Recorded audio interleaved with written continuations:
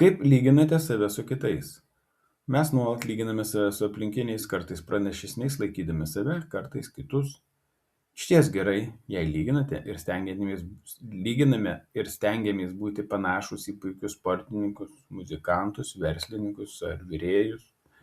Tačiau lygindami save su tais, kurie mūsų manimų yra gražesni, dirba solidžiau apmokamus darbus, vairuoja geresnius automobilius ar gyvena prašmatnesniuose namuose, galime pulti į neviltį.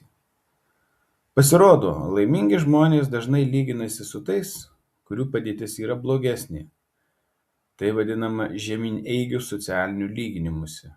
Pavyzdžiui, apsilankę onkologijos ligoninėje, sveiki žmonės suvokia, kokie jie laimingi ir dar labiau trokšta išnaudoti savo gyvenimo galimybes.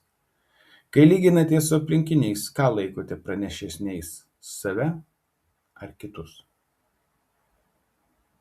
Pavyduliavimas kyla iš baimės lyginti. Markas Frišas.